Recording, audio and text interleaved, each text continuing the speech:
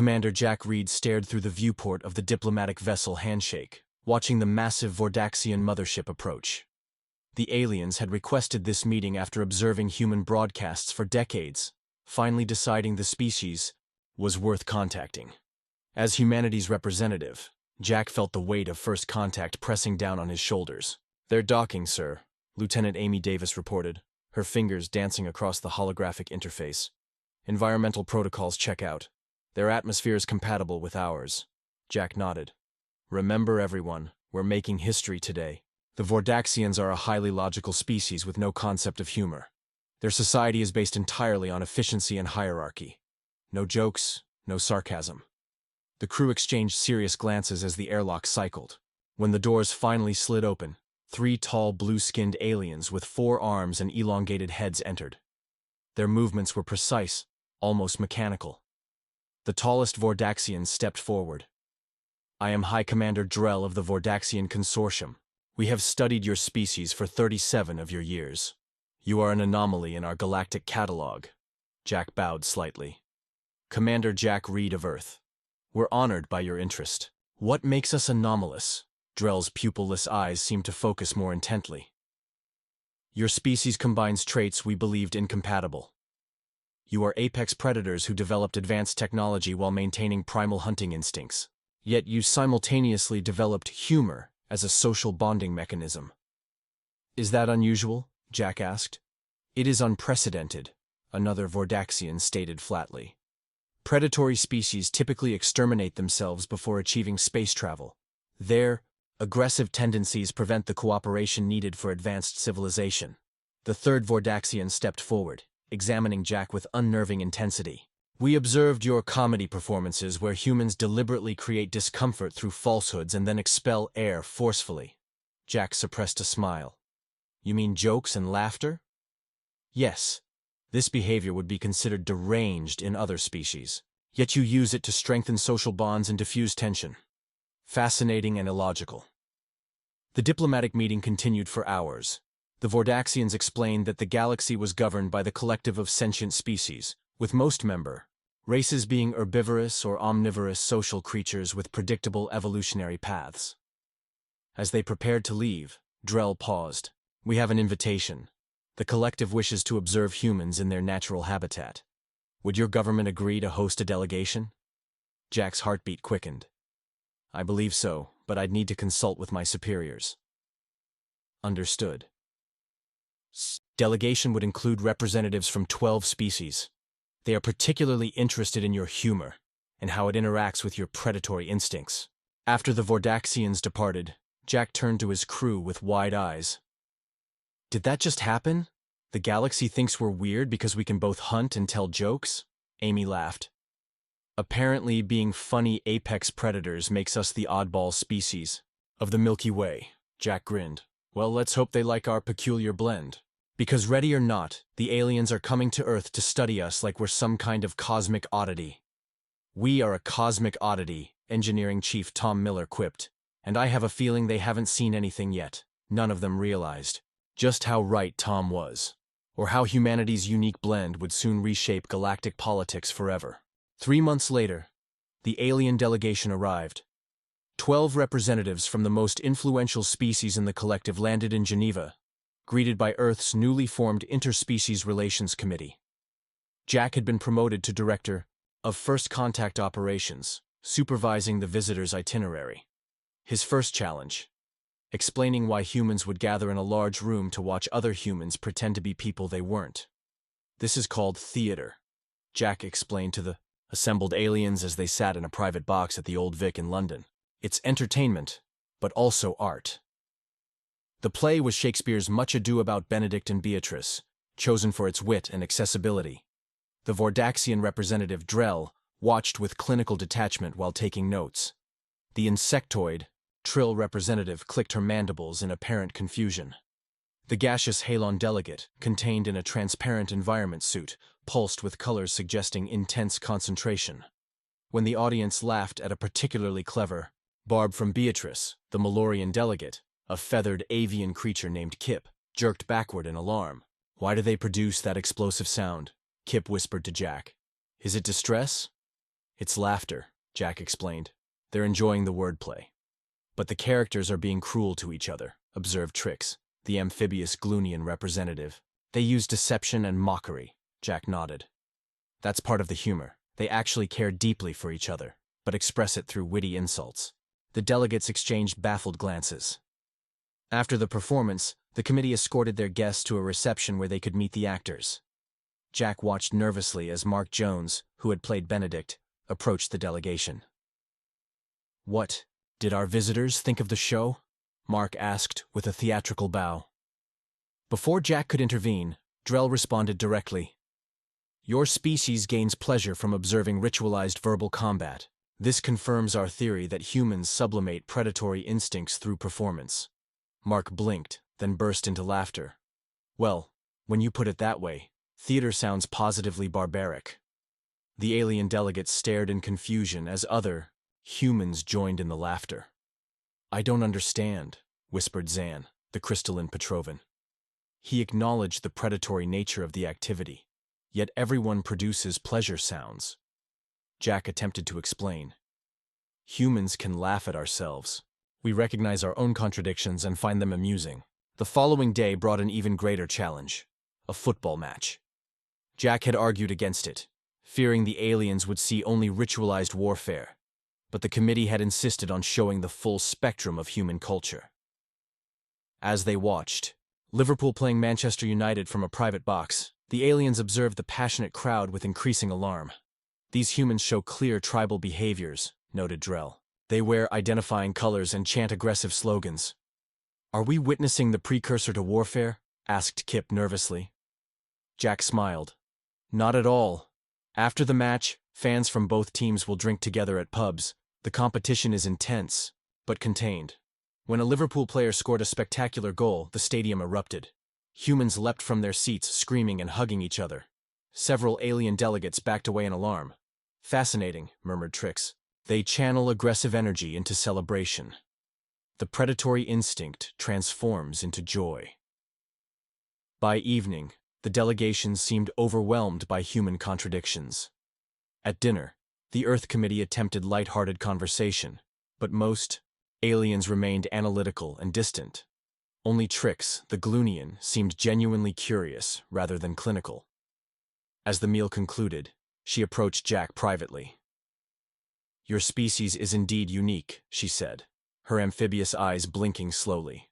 "You terrify and intrigue us simultaneously." Jack wasn't sure if that was progress or a problem. The delegation's tour continued to Washington, D.C., where they observed human governance in action. The aliens sat in on a congressional debate that quickly became heated, with representatives trading barbed comments and occasional jokes at their opponents' expense. "Your leaders engage in verbal combat while smiling," noted Vex, the Serpentine Sarlin delegate. "Is this normal?" "Politics has always been a battlefield of words," Jack explained. "The humor helps ease tensions, but several of your leaders made statements that were factually incorrect," Drell pointed out. Then others laughed. "Why is falsehood amusing?" Jack sighed. "Those are what we call political jabs. They're exaggerations meant to make a point." The aliens exchanged troubled glances. Most species in the collective operated on consensus building rather than adversarial systems. The human approach seemed chaotic and inefficient. That evening, at a formal dinner hosted by the president, Jack noticed Trix, the Gloonian delegate, in deep conversation with General Mike Barnes, the Joint Chiefs chairman. Their discussion seemed intense, with the general occasionally laughing, while Trix leaned forward with interest. "What were you and the general discussing?" Jack asked Trix later. "Military history," she replied. He explained how human warfare evolved from total destruction to strategic deterrence. "Fascinating how you created rules for killing each other." Jack winced.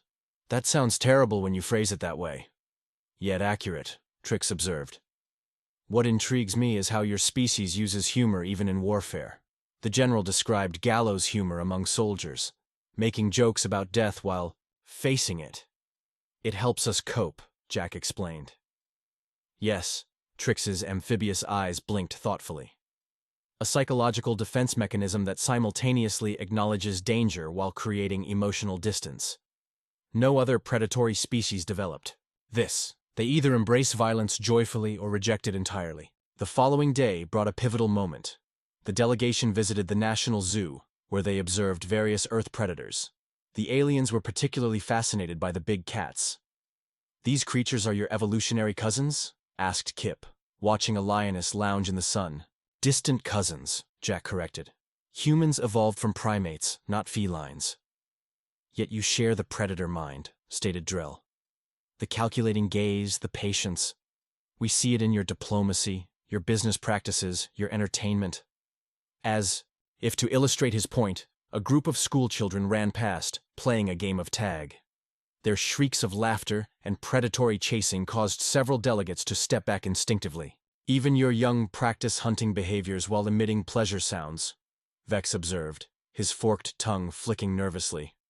Jack watched the children with new eyes. "I never thought of tag that way, but you're right. It is a hunting game." Later, they observed a zookeeper training tigers through play and positive reinforcement. The massive predators batted at toys, rolled playfully, then performed behaviors on command. All for food rewards. "Remarkable," murmured Zan, the crystalline delegate. "The trainer channels the predatory instinct into controlled behaviors through play, just as your society does with humans." Jack felt a chill run down his spine. "Are you suggesting human civilization is just elaborate predator training?" "Not entirely," Zan clarified, crystal facets glinting. "But your entertainment, sports, business competition, political debates, all provide outlets for predatory energy while rewarding controlled behavior." That evening, Jack reported the conversations to his superiors.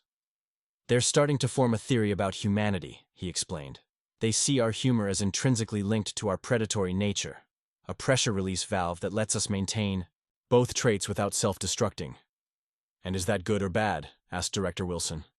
"I'm not sure yet," Jack admitted. "But tomorrow may tell us. They've requested to observe humans in an unscripted social setting." "Where are you taking them?" Jack grimaced. "A comedy club." The Capitol Comedy Club was packed that Friday night. Jack had arranged a private section for the delegation, slightly removed from the stage to avoid making them part of the show. The last thing they needed was an alien heckler situation. "This is a designated humor facility?" asked Drell as they took their seats. "Yes. Professional comics, humor specialists, will perform routines designed to make the audience laugh," Jack explained, already questioning this decision. The Vordaxian nodded solemnly. "We will observe carefully." The first comedian took the stage to applause. She launched into a routine about dating apps and modern relationships. The human audience roared with laughter while the aliens watched with expressions ranging from confusion to alarm. When she finished, Kip leaned toward Jack. She described relationship behaviors that would be considered deceptive or manipulative, yet everyone produced pleasure sounds. "Humans often laugh at social discomfort," Jack tried to explain. "It helps us process awkward truths." The next comedian was a middle-aged man who specialized in observational humor. His routine about airplane travel and the absurdities of security procedures had the audience in stitches. "He is criticizing your transportation security protocols through exaggeration," noted Trix. "On my world, such public criticism of safety measures would result in censure." "Freedom to criticize is an important human value," Jack replied. "Humor is often how we point out society's flaws." The evening progressed with varying styles of comedy. The aliens remained analytical, occasionally whispering to each other or making notes. Jack began to worry the experiment was failing. Then came the headliner, Bill Murray, a veteran comedian known for his sharp wit and improvisational style. He took the stage to enthusiastic applause. "I understand we have some special guests tonight," Bill began, looking directly at the alien delegation. Jack tensed. "First contact with 12 different alien species, and where do we take them? A comedy club. That's humanity for you.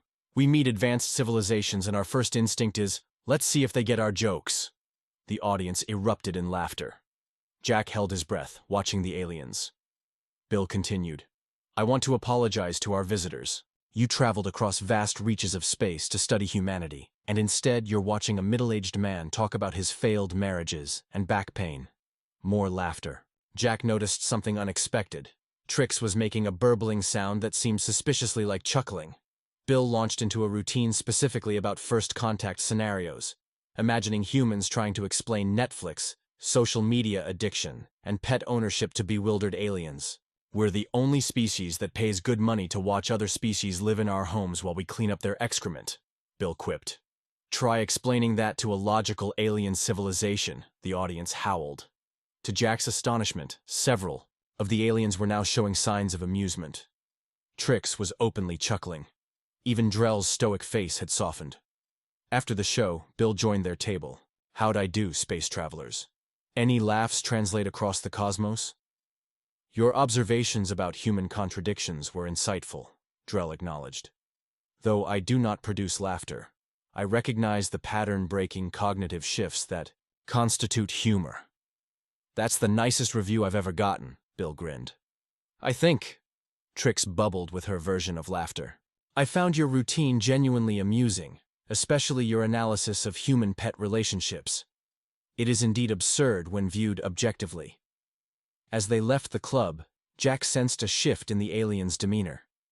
They seemed more relaxed, more engaged. "I believe I understand now," Kip said thoughtfully. "Humor allows humans to recognize their own absurdities without shame. You acknowledge your predatory nature through laughter, which somehow makes it less threatening." "That's surprisingly accurate," Jack admitted. For the first time, he felt like the mission might succeed.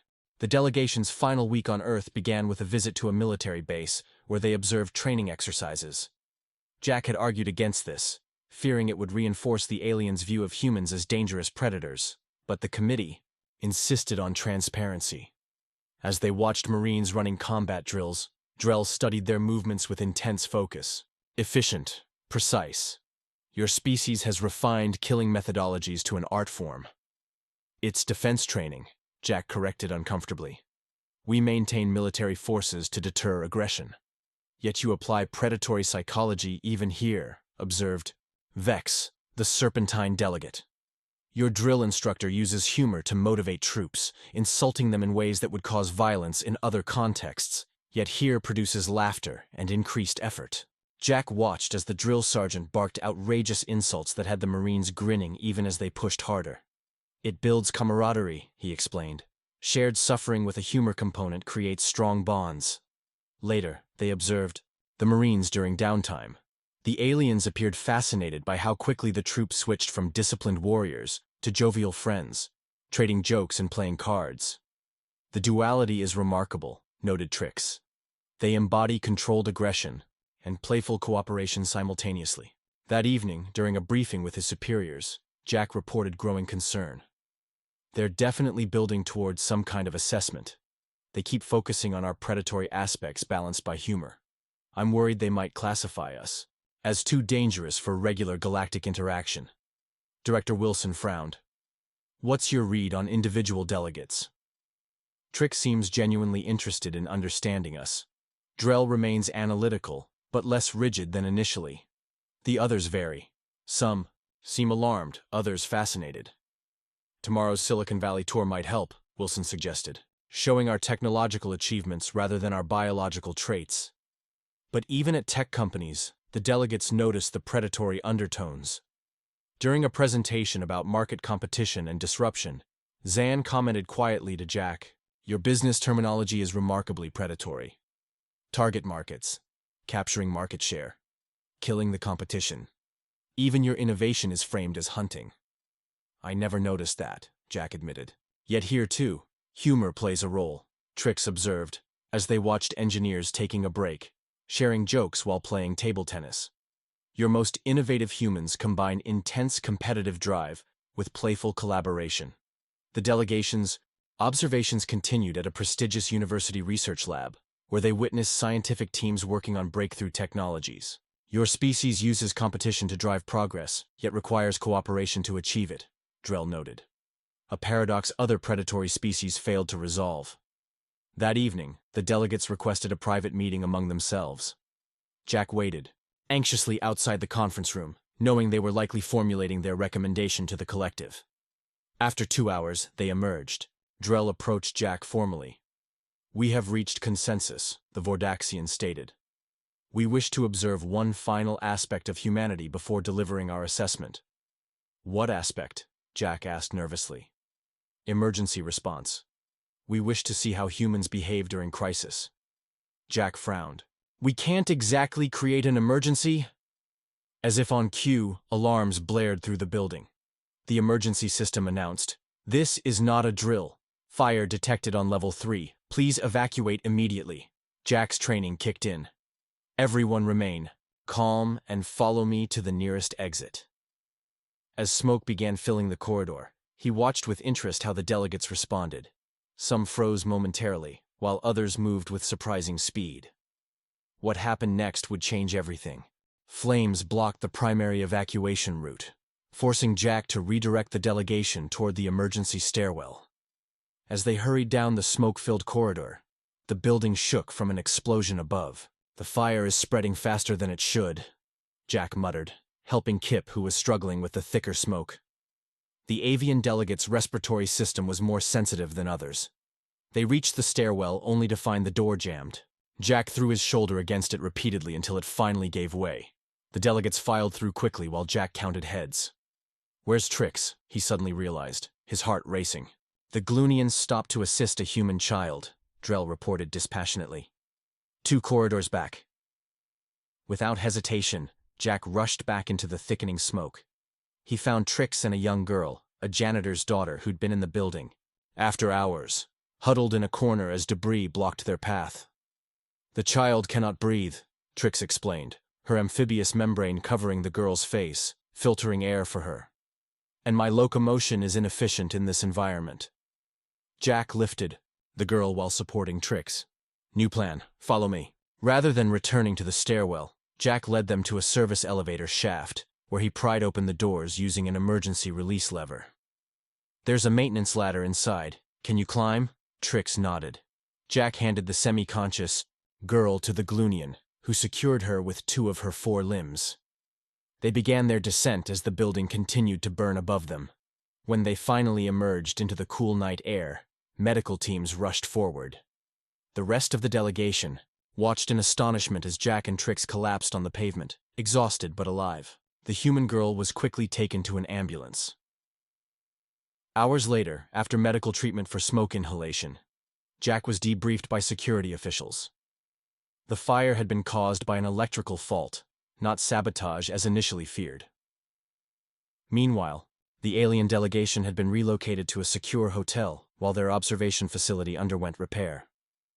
The following morning, Jack was surprised when all 12 delegates requested his presence immediately.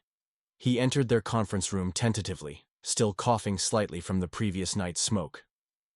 "I hope you're all recovered from yesterday's excitement." "We are adequately functional," Drell confirmed. "We have completed our assessment of humanity and reached unanimous conclusion." Jack steeled himself. "And what is your conclusion?" Trix stepped forward. "You saved my life yesterday. Without hesitation, you returned to danger for a Gloonian, delegate and a human child you did not know." "Anyone would have done the same," Jack said uncomfortably. "Incorrect," Drell stated. "Most sentient species prioritize self-preservation or protection of genetic relatives only. Your behavior was statistically anomalous, but consistent with human patterns," added Kip. "During the evacuation, we observed 17 separate instances of humans assisting strangers, often at personal risk." Vex slithered forward. "We have studied your emergency services. Your firefighters regularly enter burning structures to save others. Your medical personnel treat enemies. Your disaster responses mobilize resources for strangers." "That's just being human," Jack said. "Precisely," Drell agreed. "And therein lies our conclusion. Your species has achieved something unique in our catalog of sentient life. You've channeled predatory instincts toward protection, rather than just acquisition or dominance." Trix's amphibious eyes blinked rapidly. "And your humor, what we initially found so confusing, is integral to this transformation. It creates social bonds beyond genetic relationships. It allows recognition of errors without loss of status. It prevents predatory hierarchies from becoming rigid." Jack was stunned. So you don't think we're dangerous? Oh, you are extraordinarily dangerous, Vex clarified. Perhaps the most dangerous species we've encountered, but not in the way we predicted. Zan's crystalline form caught the morning light. Most predatory species that achieve technology destroy themselves through aggression. You've redirected that aggression outward, not toward conquering others, but toward conquering challenges. Disease, poverty, natural disasters, even death itself. Our recommendation to the collective, Drell announced formally, will be full. Diplomatic recognition and invitation to join as an equal member, with additional notation that human perspectives may be valuable on the High Council itself. Jack couldn't believe what he was hearing. Because we make jokes and run into burning buildings? Because, Trix explained gently, you've done what no other predatory species has managed. You've maintained your hunting instincts, your determination, your strategic thinking, your willingness to face danger, while evolving beyond seeing others as prey. Your humor, Drell added, appears to be both symptom and cause of this evolutionary leap. It creates cognitive flexibility and social cohesion, while allowing recognition of flaws without triggering dominance challenges. As the implications sank in, Jack felt a weight lifting from his shoulders. Humanity wasn't being judged for its contradictions, it was being celebrated for them. 6 months later, Jack stood on the observation deck of the newly constructed collective embassy in Geneva. Below him stretched manicured gardens, where human diplomats mingled with representatives of 27 alien species. The collective had wasted no time integrating Earth into galactic society once their invitation had been extended. Quite a view, isn't it? Said a familiar voice. Jack turned to find Trix beside him, her amphibious form now housed in an advanced environmental suit that allowed greater mobility in Earth's atmosphere. Ambassador Trix, Jack greeted her warmly. Congratulations on your appointment to the Cultural Exchange Division. And congratulations on yours, Ambassador Reed, she replied. The first human to serve on the High Council's Security Committee, an unprecedented honor for a species so new to the collective. Jack smiled ruefully. Still feels surreal. 6 months ago we were wondering if aliens existed. Now I'm helping draft interspecies defense protocols. Which is precisely why you were selected, Trix explained. The Valerian incursion last month proved the collective needs fresh thinking. The Valerians, a highly aggressive species from a neighboring galaxy, had launched surprise attacks on 3 collective outposts. Their technology was advanced, their tactics ruthless. For centuries, the peaceful collective had focused on diplomatic solutions to conflict, leaving them vulnerable to purely predatory species. The defense simulation you designed was brilliant, Trix continued. Using humor to identify potential Valerian infiltrators was something no other species would have conceived. Jack nodded. The simulation had revealed that Valerians, being pure predators, couldn't understand certain types of jokes, particularly self-deprecating humor and absurdist comedy. They could mimic laughter, but couldn't generate genuine humor, making it an effective screening tool. We're just getting started, Jack said thoughtfully. Humanity has much more to offer. Below them, a human cultural exhibition had drawn curious aliens. A stand-up comedian was performing for a mixed audience, with translation devices providing real-time conversion. Jack smiled hearing laughter in various alien forms, trill clicking, halon color pulsing, even Vordaxian resonant humming. Their version of amusement. They're learning to laugh, Jack observed. And we're learning to hunt, Trix replied, surprising him. Not literally, of course. But your predatory strategic thinking, your willingness to confront threats directly. These are qualities the collective needs. Jack considered this.